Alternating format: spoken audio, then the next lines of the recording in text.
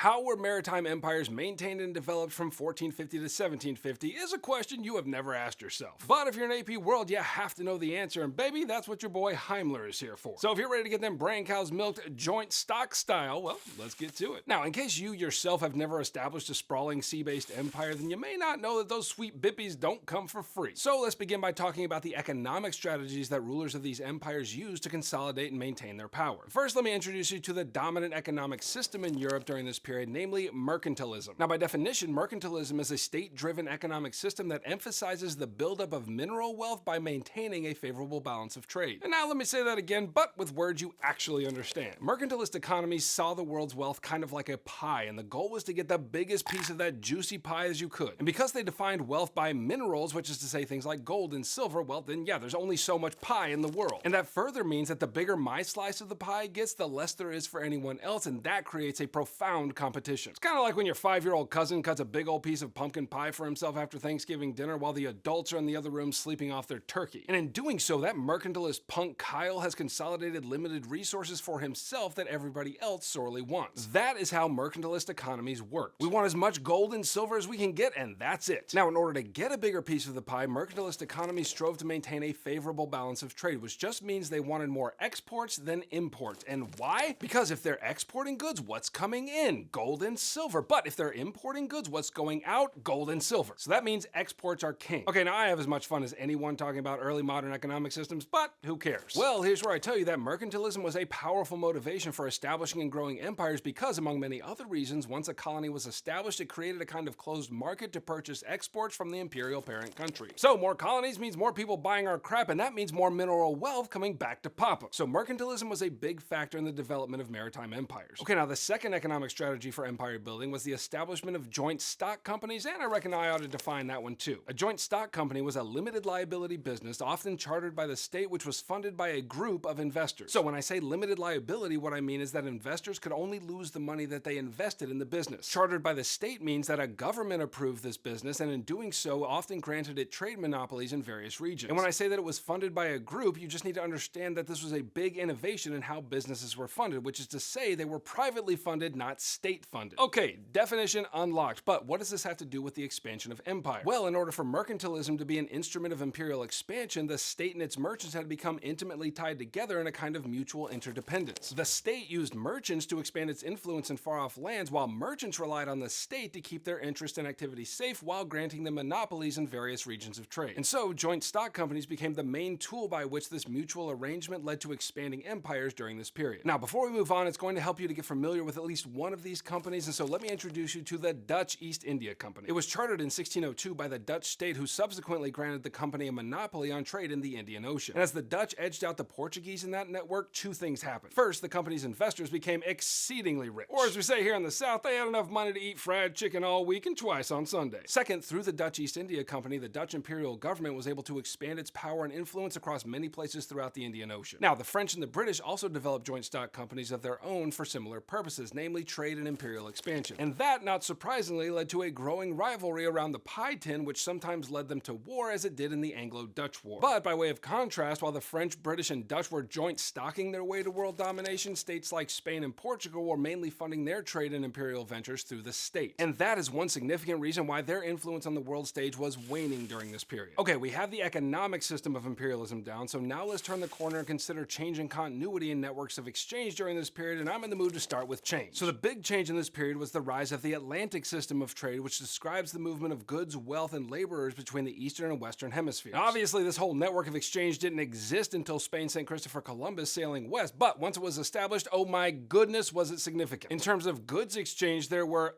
a lot, but of especial importance was sugar. Colonial plantations, especially in the Caribbean, specialized in the growth of sugarcane. And with that abundance of sugar, prices began to decrease, and demand for that sweet goodness increased like mad over in Europe. In terms of the transfer of wealth, silver was king. For example, in modern-day Bolivia, the Spanish heavily exploited a massive silver mine in Potosi, as well as mines in other colonies, and that silver was transported back to Spain. And from there, it was injected into the wider European economy, and it was used to purchase goods from Asia, which had a twofold effect. First, it satisfied the growing demand in China for silver, which further developed the commercialization of their economy. And second, the goods it purchased in Asian markets like silk and porcelain and steel were then traded across the Atlantic system, resulting in even more profits for those participating in it. In terms of labor, much of it was in the form of coerced labor, and this one came in three forms. Some imperial powers like the Spanish attempted to force indigenous people in their colonial holdings to work for them. Others, like the British, began by using indentured servants. But nearly all imperial powers ended up majoring on enslaved Africans to do the work required to support and grow the burgeoning Atlantic economy. And all of this was established and maintained by the global flow of silver and trade monopolies granted by heads of state to chartered companies, usually joint stock companies. In other words, the Atlantic system turned European states into the political and geographical equivalent of that pie-hogging punk Kyle. But it wasn't all change, my dear pupils. There was significant continuity as well. For example, regional markets across Afro-Eurasia continued to flourish and increase their reach during this period right at the same time. What I mean is, even though Europeans were increasingly dominating the Indian Ocean network because of their naval superiority, both in ships and in weaponry, all the various merchants who had always traded in this network from the Middle East all the way to Southeast Asia continued to trade and even benefited from the increased merchant traffic. And despite the growing European dominance on the sea, overland routes like the Silk Roads were still almost entirely controlled by various Asian land-based powers, most notably Ming China and then the Qing dynasty after it. Additionally, peasant and artisan labor continued and intensified during this time. Like, I know we like to major on the ships and the companies and the mercantilist pie grabs going on, but most people in the world continued to work in the same ways that they always had. Peasants were mainly farmers and, more to the point, subsistence farmers, which means that they grew only what they needed to survive. However, with the increasing demand for goods facilitated by new connections in global trade, peasants produced more and more agricultural goods for distant markets. For example, as demand for cotton increased throughout Europe, peasant farmers in South Asia increased their production for export and in many cases increased their standard of living, to which I say, noise. Artisans, on the other hand, were skilled laborers who made goods by hand. And as European demand increased for goods like silk clothing from China and rugs from the Middle East, artisans got busy increasing their production. Now, you probably won't be surprised to hear that all this increased connection around the world had some profound social effects, and among the most profound were the effects of the African slave trade, and I'll give you three. First, a significant effect of the African slave trade was a gender imbalance. You see, because much of the wealth to be gained in the Americas was driven by agriculture, especially highly intensive agriculture like sugarcane production, the vast majority of enslaved laborers purchased were men. And that leads us to our second social effect, which was the changing of family structures. Now, because many West African states were being depleted of their male population, that led to an increase in polygyny, which is the practice of men marrying more than one woman. And then a third social effect of the slave trade, this time in the Americas, was various expressions of cultural synthesis. So enslaved Africans came from various states and cultures and spoke various languages. But when they arrived in the Americas, it only took about a generation for them to cease speaking their own languages and adopt Creole languages, which just means mixed languages. And in this case, various Creole languages were developed as a synthesis of European and African languages, and in some cases, indigenous languages. And then finally, we need to talk about how belief systems affected societies in this period, and I'm going to give you one major illustration, namely Spanish and Portuguese Christianity in South America. Now remember that these two states, especially these two, were not interested only in building empires, but also making sure everybody in the whole dang world worshiped Jesus himself. And so both of them sent Catholic missionaries to their colonies, and in doing so, used the church as an instrument to spread Christianity among the indigenous peoples. In this way, European language and culture was introduced, or in many cases imposed upon indigenous populations, and because the church made prodigious use of the printing press, these ideas spread rapidly throughout their colonial holdings. And their success rate on this was